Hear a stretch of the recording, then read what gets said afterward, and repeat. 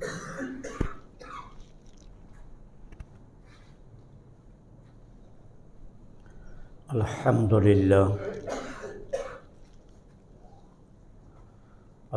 للہ وحدہ والصلاة والسلام علی من لا نبی بعدہ وعلی آلہ واصحابہ الذین اوفوا عہدہ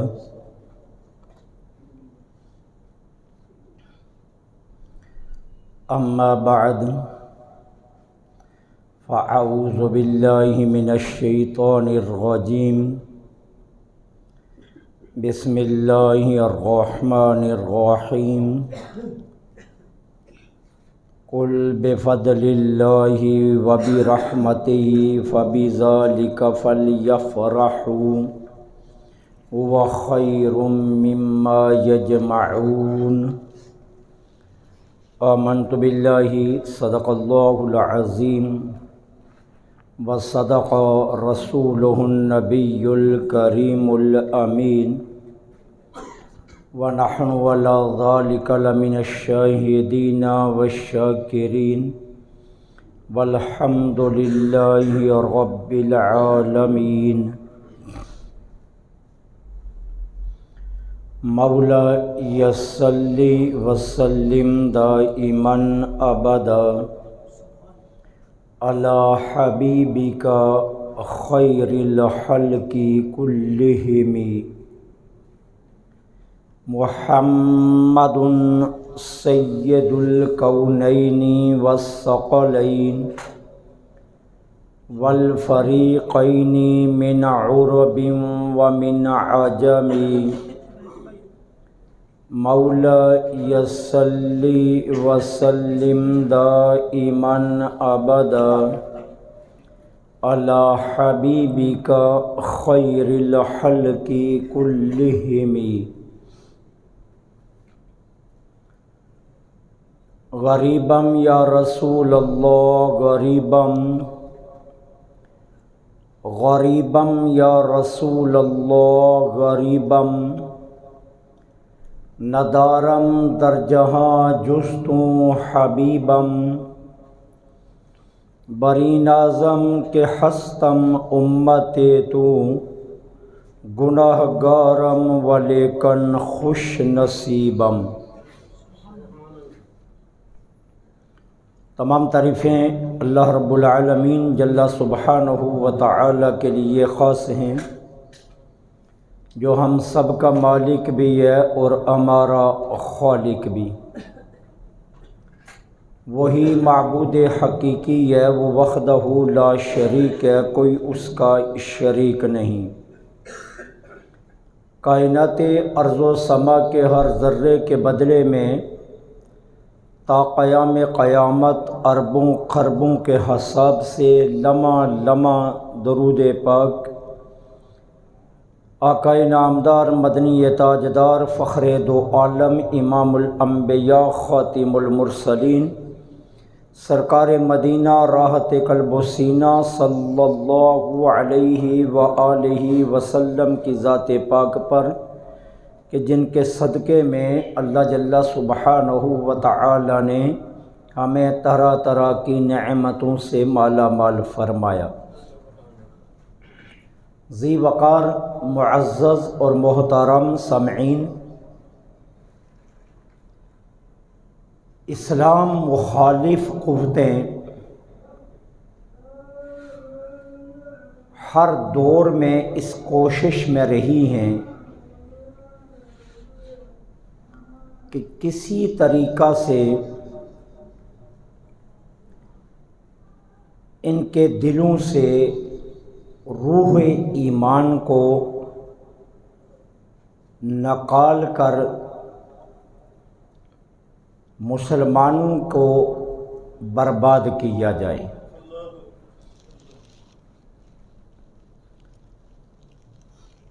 وہ سلیمان رشدی ہو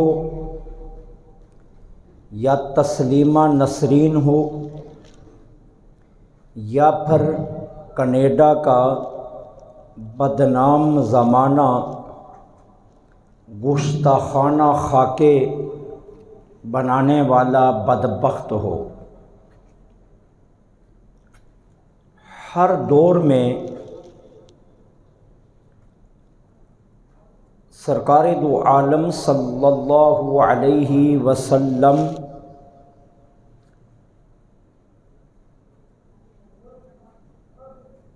کی عزت اور ناموس پر حملے کیے گئے۔ صلح حدیبیہ سے واپسی پر عروہ نے کفار مکہ کو جمع کر کے کہا تھا، میں نے کیسر و کسریٰ اور نجاشی بادشاہ کے دربار میں ادب و تعظیم کے وہ مناظر نہیں دیکھے جو دربار مصطفیٰ میں نے دیکھے ہیں۔ عروہ نے کہا تھا کہ جب وہ تھوکنے لگتے ہیں تو ان کے غلام ان کی تھوک کو اپنے ہاتھوں پر لے کر اپنے چہروں پر مل لیتے۔ وضو کرنے لگتے ہیں تو وہ وضو کا پانی حاصل کرنے کے لیے اتنی جد و جہد کرتے ہیں کہ تلواروں کے نیام سے نکلنے کا خطرہ پیدا ہو جاتا ہے۔ اگر محمد صلی اللہ علیہ وسلم انہیں کوئی حکم دیتے ہیں تو وہ فوراً تعمیل کرتے ہیں، اور اگر صحابہ ان سے بات کرتے ہیں تو اپنی آوازوں کو بے حد پست رکھتے ہیں، اور جب ان کی محفل میں بیٹھتے ہیں تو چہرے اور نگاہیں اتنی جھکا کر رکھتے ہیں اور جسموں کو اس طرح ساکت کر لیتے ہیں جیسے کسی کے جسم میں جان نہ ہو۔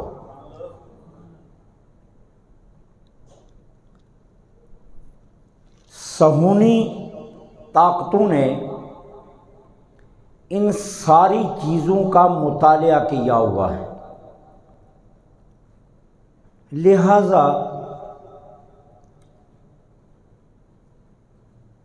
وہ اس کوشش میں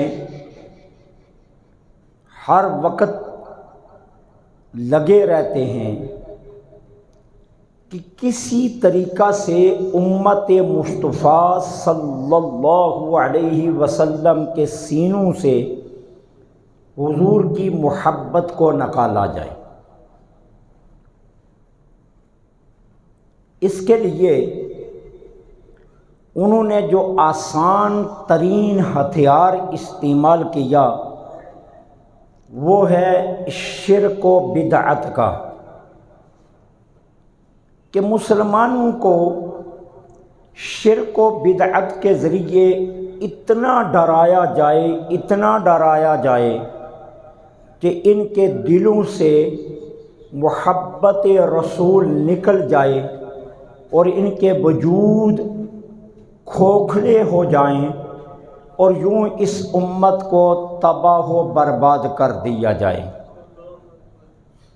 اس کے لیے کبھی سلیمان رشدی کی شکل میں، کبھی تسلیمہ نسرین کی شکل میں، اور کبھی کینیڈا کے بدنام زمانہ گستاخانہ خاکے بنانے والے بدبخت کی شکل میں صہیونی طاقتوں نے مسلمانوں کے ایمان پر حملہ کیا۔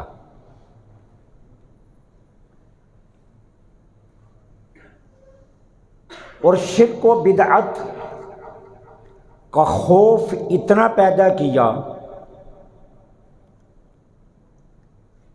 کہ تاکہ مسلمان کا رشتہ حضور کی ذات سے ٹوٹ جائے۔ اقبال بھی کہتا ہے یہ فاقہ کش جو ڈرتا نہیں موت سے، یہ فاقہ کش جو ڈرتا نہیں موت سے، روح محمد اس کے جسم سے نکال دو۔ اقبال نے بھی اپنی ریسرچ کی ہے، اور اقبال بھی کہتا ہے صہونی طاقتیں صرف یہ چاہتی ہیں کہ امت کا رشتہ حضور کی ذات سے کمزور کر دیا جائے۔ اور اقبال نے اپنے اس دکھ کو ایک دوسرے مقام پر یوں بیان کیا، وہ کہتا ہے بے مصطفیٰ بے رساں خیش را کہ دین ہما اوست، بے مصطفیٰ بے رساں خیش را کہ دین ہما اوست، گر بے اونا رسیدی تمام بولا بیست۔ اقبال کہتا ہے اپنے آپ کو حضور کی ذات تک لے جا، یہی کامل دین ہے، اور اگر تم حضور تک نہ پہنچ سکا تو یاد رکھ مکہ کے ابو لہب اور تجھ میں کوئی فرق نہیں رہے گا، پھر تم اور وہ ایک جیسے ہو۔ یہ اصل بنیاد ہے۔ اب اس کے لیے کبھی کہا گیا میلاد منانا شرک ہے، کبھی کہا گیا یہ بدعت ہے۔ اب ذرا سوچئے میلاد ہے کیا؟ میلاد کے لفظ کا معنی ہے ولادت یا جائے پیدائش۔ اس لفظ کے یہ دو معنی ہیں، ولادت یا جائے پیدائش۔ اب جب ہم کہتے ہیں کہ ہم اپنے آقا کا میلاد مناتے ہیں تو میلاد کے لفظ سے ہی شرک ختم ہو جاتا ہے۔ اللہ کی شان تو یہ ہے کہ لم یلد ولم یولد، اس کا تو یوم میلاد ہے ہی نہیں، اس کی تو ولادت کا تصور ہی نہیں، وہ تو لم یلد ولم یولد کی شان کا مالک ہے۔ تو جب ہم میلاد کا لفظ حضور کی ذات کے لیے بولتے ہیں تو یہاں سے ہی ثابت ہو جاتا ہے کہ ہم اس ذات کی خوشی منانے لگے ہیں جس کا یوم ولادت ہے، اور اللہ کا یوم ولادت ہے ہی نہیں، وہ لم یلد ولم یولد کی شان کا مالک ہے۔ اچھا، پھر ہے کہ ہم میلاد کی محفل، اب میلاد کی محفل میں ہوتا کیا ہے؟ قرآن کی تلاوت، حضور کی نعت پاک، اور اس کے بعد حضور کی ولادت کے وقت جن شانوں کا اظہار ہوا ان شانوں کا بیان کیا جاتا ہے۔ اب اس میں کون سی چیز ناجائز ہے؟ کیا قرآن کریم کی تلاوت شرک ہے؟ کیا قرآن کریم کو ترتیل سے یا قرآن کریم کو اس طرح پڑھنا کہ وہ لوگوں کے دلوں میں سرایت کر جائے، کیا یہ ممنوع ہے؟ حضور کے صحابی ہیں حضرت ابی بن کعب رضی اللہ تعالی عنہ، خوبصورت آواز ہے، لحن عربی میں قرآن کریم کو اس شان سے پڑھتے ہیں کہ جب یہ رات کو کبھی کبھی نماز عشاء کے بعد مسجد میں نبوی میں ٹھہر جایا کرتے تھے تو یہ قرآن پڑھنے لگتے۔ جب مسجد نبوی میں ان کی آواز تلاوت بلند ہوتی تو میرے آقا اپنے حجرہ انور کی دیوار کے ساتھ کھڑے ہو کر ان کا قرآن سنا کرتے تھے۔ ایک مرتبہ ابی بن کعب قرآن کی تلاوت کرنے لگے دن کے نماز ظہر کے بعد، اور سورہ بقرہ شروع کر دی۔ اب وہ اپنے انداز میں جوں جوں قرآن پڑھتے گئے، قرآن کی مستی ان کی طبیعت پر چڑھتی گئی، اور سرکار دیوار کے پیچھے کھڑے ان کا قرآن سن رہے ہیں، یہاں تک کہ حضرت عمر بن خطاب آگے اور کہا ابی تجھے تیری ماں روئے، اب بس کر، اللہ کے رسول کھڑے تیرا قرآن سن رہے ہیں، تو اللہ کے رسول کو تھکانا چاہتا ہے۔ تو میرے آقا نے فرمایا عمر مجھے اللہ کی عزت کی قسم، آج اگر تم ابی کو روکتا نا، یہ 30 پارے بھی پڑ جاتا تو میں کھڑا ہو کر سن جاتا اس کا قرآن۔ تو محفل میلاد میں تلاوت قرآن کی جاتی ہے، یا کیا یہ ناجائز کام ہے؟ اس کے بعد حضور کی نعت شریف پڑھی جاتی ہے۔ حضور کی نعت کا جہاں تک تعلق ہے، یہ تو آقا کریم علیہ الصلاۃ والسلام کے سامنے میرے آقا کے صحابہ نے پڑھی ہے۔ ایک غزوہ سے میرے آقا کریم علیہ الصلاۃ والسلام واپس تشریف لائے۔ حضور کا معمول گرامی یہ تھا کہ حضور جب واپس تشریف لاتے تو سب سے پہلے مسجد میں آتے، حضور مسجد میں 2 نفل ادا فرماتے، اور اس کے بعد سرکار دو عالم اپنی پیاری شہزادی سیدہ فاطمہ کے ہاں جاتے، اور وہاں کے بعد پھر حضور اپنے کاشانہ اقدس پر تشریف لاتے۔ یہ سفر سے واپسی پر ہمیشہ میرے آقا کا معمول تھا۔ حضور ایک غزوہ سے تشریف لائے تو سرکار نے نوافل ادا فرمائے، تو مسجد نبوی میں بیٹھے ہوئے تھے۔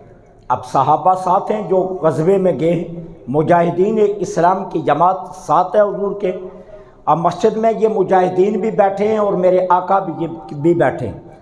حضور کے چچا حضرت عباس رضی اللہ تعالی عنہ کھڑے ہو گئے، آقا اجازت فرمائیں تو غزوہ ہم جیت کر آئے ہیں، فاتح بن کر آئے ہیں، اس فتح کی خوشی میں محفل نعت نہ ہو جائے۔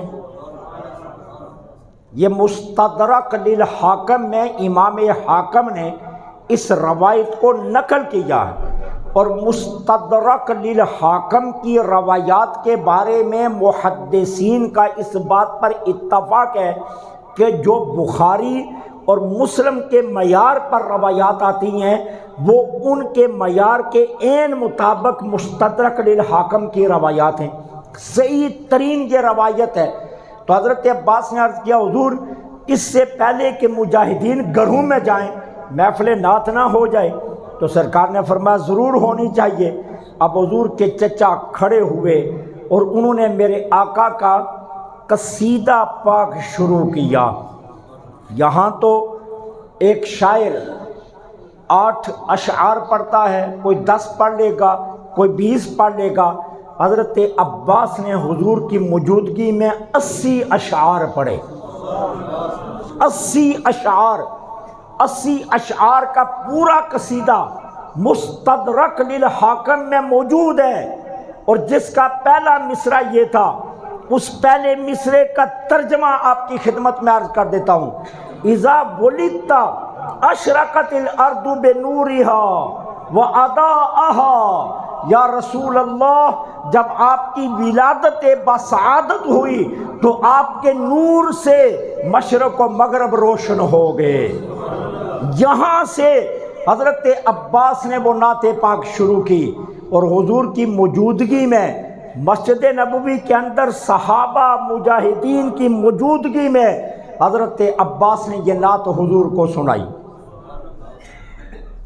حضرت حسان بن ثابت رضی اللہ تعالی عنہ کے قصائد بہت مشہور ہیں۔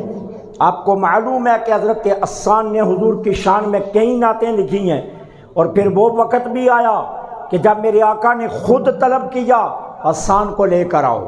حضرت حسان آئے، مسجد نبوی میں منبر رسول لگا، میرے آقا نے فرمایا حسان اس منبر کے اوپر بیٹھ کر آج ہماری نعت سنا دو ہمیں۔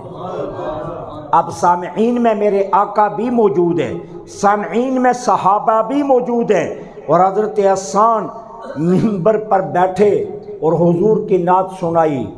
وَأَحْسَنُ مِنْكَ لَمْ تَرَ قَطُّ عَيْنِي وَأَجْمَلُ مِنْكَ لَمْ تَلِدِ النِّسَاءُ، یا رسول اللہ میری آنکھ نے آپ جیسا حسین دیکھا ہی نہیں۔ حضور دیکھتی کیسے؟ لم تلد النساء، آپ جیسا سونا تو کسی ماں نے پیدا ہی نہیں کیا، آپ جیسا حسین و جمیل کسی ماں نے جنم دیا ہی نہیں۔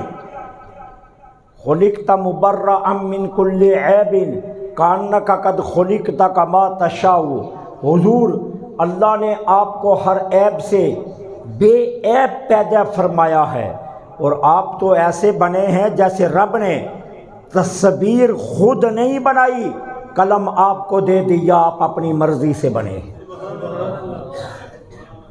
یہ نعت پاک حضور کی موجودگی میں پڑھی، حضور نے خود حضرت حسان کو منبر پر بٹھایا۔ ہم محفل میلاد میں کیا کرتے ہیں؟ تلاوت کے بعد نعت ہوتی ہے۔ اب اس کے بعد کیا ہوتا ہے کہ حضور کی ولادت باسعادت کے لمحات میں اللہ نے جو شان میرے آقا کی ظاہر کری، ان شانوں کو بیان کیا جاتا ہے۔ اب اس کے لیے بھی سنیے، سیدنا حضرت امیر معاویہ رضی اللہ تعالی عنہ روایت فرماتے، یہ صحیح مسلم شریف کی روایت ہے، صحیح مسلم شریف کی روایت۔ حضرت امیر معاویہ رضی اللہ تعالیٰ عنہ روایت کرتے ہیں، ہم صحابہ مسجد نبوی میں حلقہ بنا کر بیٹھے ہوئے تھے۔ ہم کیا کر رہے تھے؟ ہم یہ کہہ رہے تھے اللہ کا شکر ہے اس نے ہمیں ایمان کی ہدایت عطا کی، وَمَنَّ عَلَيْنَا بِنَبِيِّهِ صلی اللہ علیہ وسلم، اور حضور کو ہم میں بھیج کر اللہ نے ہمارے اوپر بڑا احسان کیا۔ یہ ہم کہہ رہے تھے، حضور تشریف لے آئے۔ آقا کریم علیہ الصلاۃ والسلام نے فرمایا کیا کر رہے ہو؟ عرض کی حضور ہم اللہ کا شکر ادا کر رہے ہیں کہ اس نے ہمیں ایمان کی ہدایت عطا فرمائی اور آپ کے ذریعے ہم پر احسان کیا کہ آپ تشریف لائے۔ سرکار نے فرمایا کیا تم اس بات پر اللہ کی قسم اٹھاتے ہو؟ صحابہ حیران ہو گئے۔ صحابہ نے عرض کیا حضور ہاں ہم اس بات پر قسم اٹھاتے ہیں، ہم یہی کام کر رہے تھے۔ میرے آقا نے فرمایا میں نے کوئی تمہارے اوپر شک کی بنیاد پر قسم نہیں لی ہے، مجھے کوئی تم پر شک نہیں تھا کہ جس کی وجہ سے میں نے تم سے قسم لی ہے۔ میں نے قسم اس لیے لی کہ ابھی جبریل امین میرے پاس آئے تھے اور انہوں نے آ کر کہا جو مسجد نبوی میں حلقہ لگا ہے ان حلقے والوں پر اللہ آسمانوں میں فرشتوں میں فخر فرما رہا۔ وہ حلقے والے قرآن پڑھ رہے تھے، وہ حلقے والے قرآن تو نہیں پڑھ رہے تھے نا، نفل تو نہیں پڑھ رہے تھے نا، کوئی تبلیغ تو نہیں کر رہے تھے، کوئی تسبیحاں تو ہاتھ میں نہیں لی ہوئی تھی، وہ کوئی حلقے جو اندر بنا کر حلقہ بیٹھے تھے مسجد نبوی میں جن پر اللہ آسمانوں میں ملائکہ کے درمیان فخر فرما رہا تھا، وہ کیا کر رہے تھے؟ وہ میرے نبی کا میلاد بیان کر رہے تھے۔ تو محفل میلاد میں ہم اور کیا کرتے ہیں؟ یہی کام تو ہم کرتے ہیں۔ اچھا اب اس کے بعد ہے جشن میلاد النبی۔ اب جشن کا معنی کیا ہوتا ہے؟ جلوس نکالنا، اظہار مسرت کرنا، خوشی منانا، یہ ہوتا ہے جشن۔ اب اس جشن میں شرک و بدعت کہاں سے آ گئی؟ میں نے آپ کو پہلے کہا یہ صہیونی طاقتوں صہیونی قوتوں کی یہ کوشش ہے امت کا نبی سے رشتہ توڑا جائے۔ اسلام مخالف قوتیں سرتوڑ کوشش کرتی ہیں، وہ یہ سمجھتے ہیں جتنی دیر تک اس امت کا رشتہ سبز گنبد سے جڑا ہے دنیا کی کوئی طاقت اس امت کو کمزور نہیں کر سکتی۔ کمزور کرنے کا واحد حل ہے کہ اس امت کا رشتہ سبز گنبد سے توڑ دیا جائے۔ کیوں؟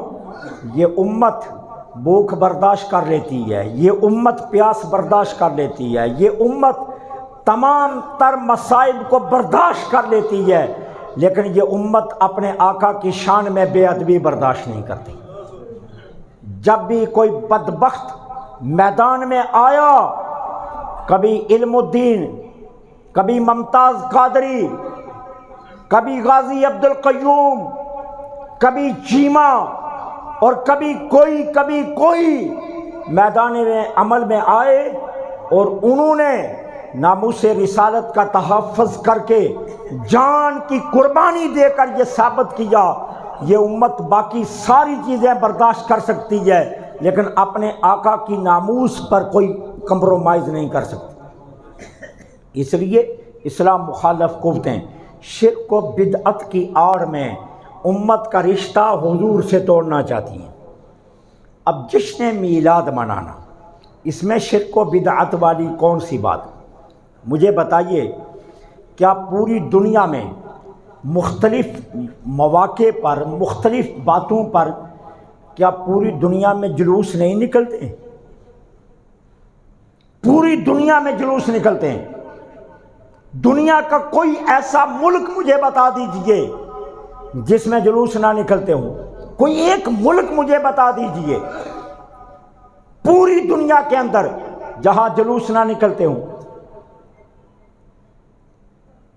کبھی اس ملک کے آزادی کے دن پر جلوس نکلتا ہے، کبھی اس ملک میں مہنگائی آ گئی تو مہنگائی کے خلاف جلوس نکلتا ہے، کہیں پیٹرول کی قیمتیں بڑھ گئی تو ان کے مخالف جلوس نکلتا ہے، کہیں مہنگائی کا سیلاب آیا تو جلوس نکل آتا ہے، کہیں کسی بنیاد پر جلوس نکلتا ہے۔ میں پوچھتا ہوں شرک و بدعت کے فتوے لگانے والے اس وقت کہاں ہوتے ہیں؟ اس وقت کوئی نہیں بولتا، اس وقت کوئی نہیں کہتا مہنگائی کے خلاف جلوس نکالنا کہاں سے ثابت ہے؟ حقوق انسانیت کے تحفظ کے لیے جلوس نکالنا کہاں سے ثابت ہے؟ سیاسی بنیادوں پر جلوس نکلتے ہیں۔ جلوس کا تعلق ثقافت کے ساتھ ہے، یہ یاد رکھنا، ثقافت کے ساتھ ہے، یہ ثقافت ہے ہماری۔ جلوس یہ جو آپ شادی کے موقع پر اتنی بڑی بارات لے کر جاتے ہیں، کیا کسی حدیث سے یہ ثابت ہے؟ سرکار دو عالم صلی اللہ علیہ وسلم کی میں ساری حدیثیں بتا سکتا ہوں جن میں سرکار نے ایسا کرنے سے منع فرمایا کہ شادی کے موقع پر اس طرح لوگوں کو اکٹھا کر کے دلہا کو اس طرح سجا بنا سوار کر اگلوں کے گھر لے جانا جس کے ساتھ سینکڑوں لوگ ہوں، یہ تو حدیث میں منع ہے۔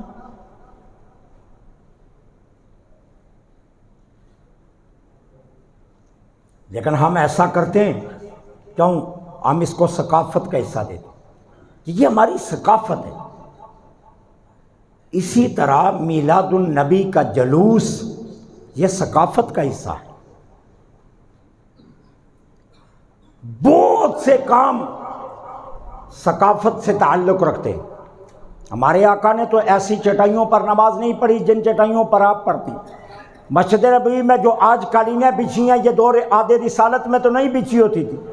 عہد رسالت میں تو مسجد نبوی اتنی حسین نہیں ہوتی تھی، عہد رسالت میں تو مسجد نبوی اتنی پختہ نہیں ہوتی تھی، عہد رسالت میں تو مسجد نبوی کے اندر اتنی روشنیاں نہیں تھی، عہد رسالت میں تو مسجد نبوی کے اندر تو اتنا ٹن کے حساب سے جو سونا لگا ہے وہ نہیں لگا ہوتا تھا۔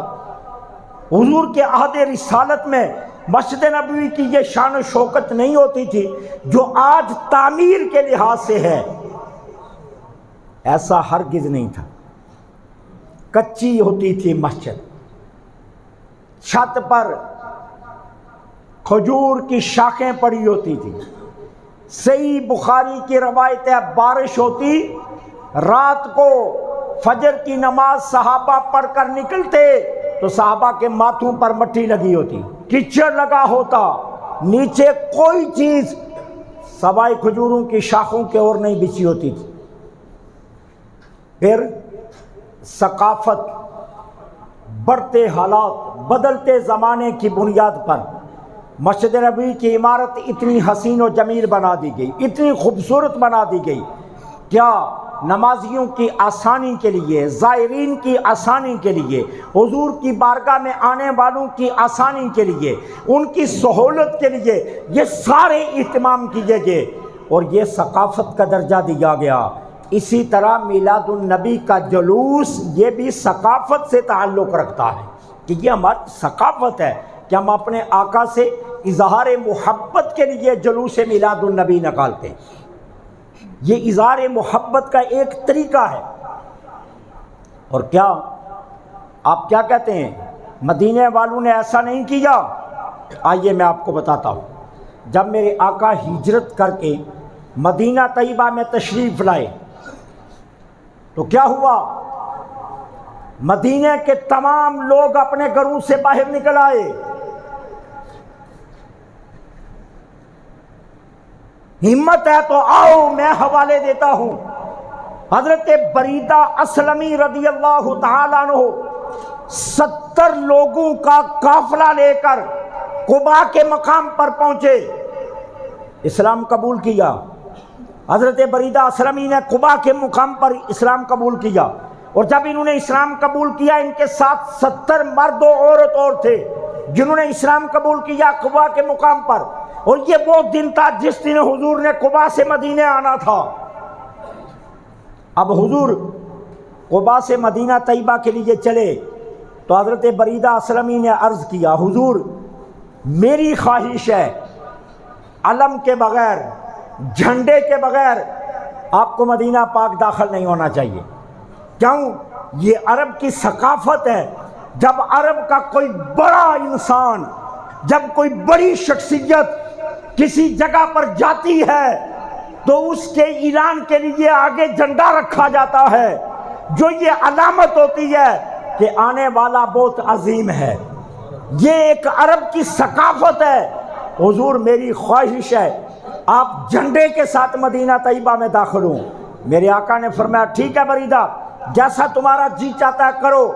حضرت بریدہ اسلمی رضی اللہ تعالیٰ عنہ نے اپنا نیزہ لیا، اس نیزے کے نیچے لکڑی لگائی، لکڑی لگا کر اسے بلند کیا، اپنے سر سے دستار اتاری، اپنی دستار کو جھنڈا بنایا، نیزے کے اوپر رکھا اور رکھ کر حضور کی سواری کے آگے آگے چل پڑے۔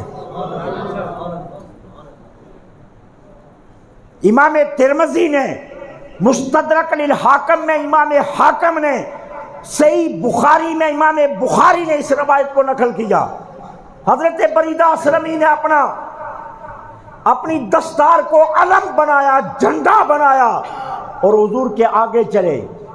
سرکار اس جھنڈے کے پیچھے پیچھے چلتے ہوئے مدینہ طیبہ میں داخل ہوئے، اور جب حضور مدینہ طیبہ کی حدود میں داخل ہونے لگے سارے مدینے والے گھروں سے باہر نکل آئے۔ اب کیا تھا؟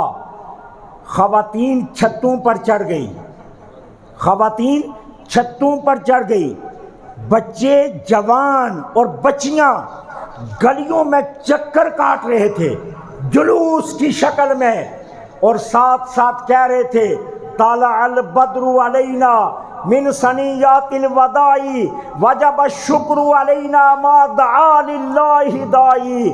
یہ گیت، یہ حضور کی نعت پاک پڑھتے جا رہے تھے، اور مدینہ کی گلیوں میں بچے جوان اور بچیاں جلوس لے کر گھوم رہی تھی حضور کے استقبال کے لیے۔ اور جب سرکار پھر پہنچے تو پھر یہی جلوس حضور کے آگے لگا اور حضور کو حضرت ایوب انصاری کے گھر تک لے کر آیا۔ تو کیا مدینہ والوں نے میرے آقا کی مدینہ آمد میں استقبال میں جلوس نکالا یا نہیں نکالا؟ یہ تو حدیث سے ثابت ہے کہ اہل مدینہ تمام کے تمام اپنے گھروں سے نکل آئے، اپنے گھروں سے نکل آئے اور نکل کر حضور کی مدینہ طیبہ آمد پر شکریہ کے طور پر حضور کا استقبال بھی کیا، جلوس بھی نکالا اور حضور کو جلوس کی صورت میں وہ لائے۔ اب بتائیے جشن میلاد النبی میں کون سی چیز منع ہے؟ ہاں ہم کہتے ہیں خواتین کا آنا منع ہے، وہ ہم بھی کہتے ہیں۔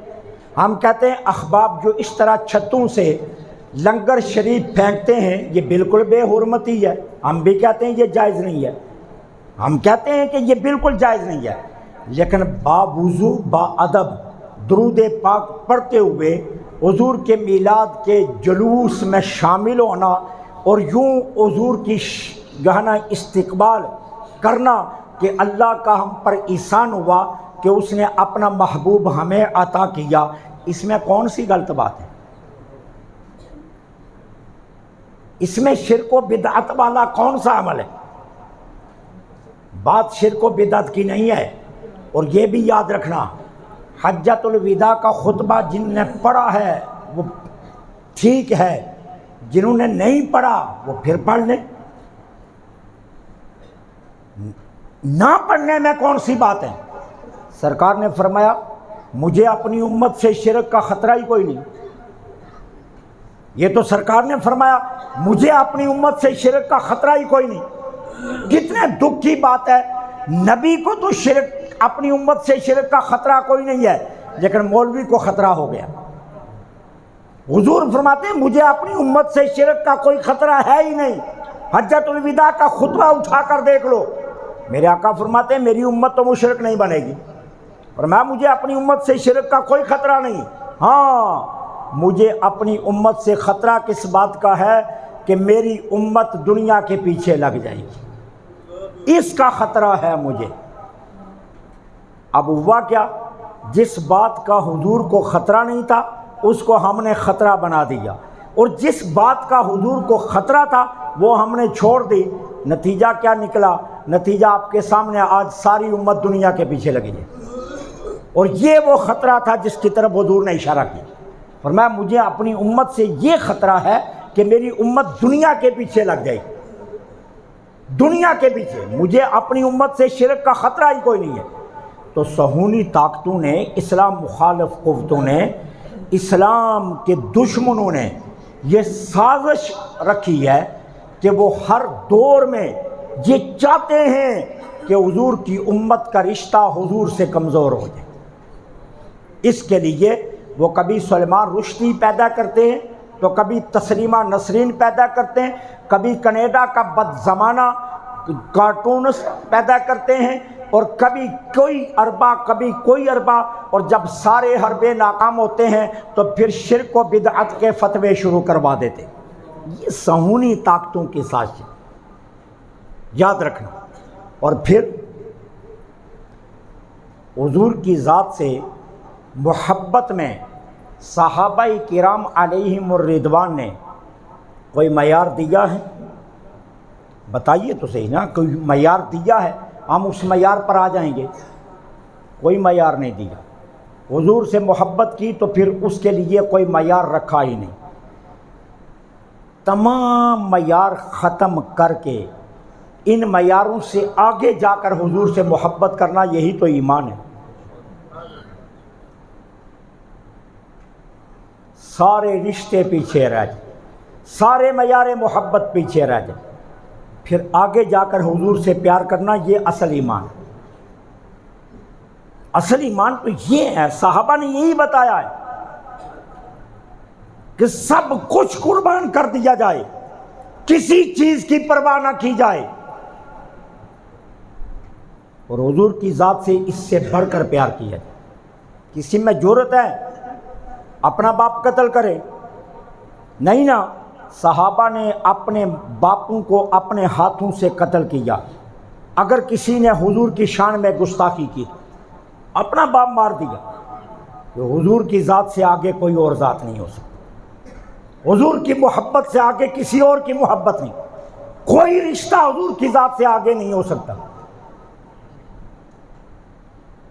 شیخ محقق نے جذب القلوب کے اندر ایک واقعہ لکھا ہے۔ وہ کہتے ہیں ایک بزرگ اپنے جوان بیٹے کے ساتھ بیٹھ کر کھانا کھا رہے تھے۔ سالن میں کیا بنا تھا؟ کدو شریف۔ بزرگوں نے کہا بہت شاندار سالن ہے۔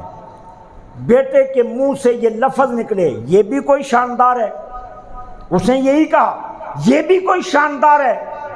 اس اللہ والا نے بیٹے کو تنبیہ نہ کی، اندر گئے، تلوار اٹھائی، بیٹے کا سر قلم کر دیا۔ کہا اس کی جرأت کہ کدو شریف میرے نبی کو پسند اور یہ کہے یہ بھی کوئی شاندار ہے، گردن اڑا دی۔ شیخ محقق نے جذب القلوب کے اندر یہ باقاعدہ یہ واقعہ لکھا ہے، اور صحابہ کرام سے بھی یہ روایات موجود ہیں۔ حضرت ابوبکر صدیق کے بیٹے حضرت عبد الرحمن باپ بیٹا بیٹھے گٹھے کھانا کھا رہے ہیں، تو کیا کہہ رہے ہیں عبد الرحمن؟ ابا جان، بدر کے میدان میں آپ میری تلوار کے بالکل برابر نیچے آگے تھے، لیکن میں نے کہا میرا باپ ہے، میں نے چھوڑ دیا۔ میں نے تلوار جان بوجھ کر دوسری طرف چلا دی کہ میرا باپ مرنا نہیں چاہیے۔ حضرت ابوبکر صدیق نے آگے سے جواب کیا دیا؟ کہا مجھے اللہ کی عزت کی قسم، اگر تو میری تلوار کے نیچے آ جاتا میں تجھے نہ چھوڑتا، میں تجھے ہرگز نہ چھوڑتا۔ بیٹا ہے سکا۔ کہا ابا جان کیوں؟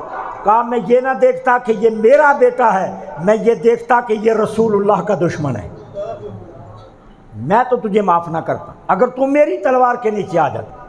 کیوں؟ میرا رشتہ صرف وہ حضور کی ذات سے ہے، جو حضور سے جڑ گیا وہ میرا ہے، اور جو حضور سے ٹوٹ گیا اس سے میرا کوئی تعلق نہیں ہے۔ صحابہ نے تو یہ معیار محبت دیا کہ حضور کی ذات سے محبت اس طرح کی جائے، اس طرح کی جائے کہ دنیا کی کوئی محبت اس معیار تک نہ آ سکے۔ حضور کی محبت ان سارے معیارات سے بلند ہونی چاہیے۔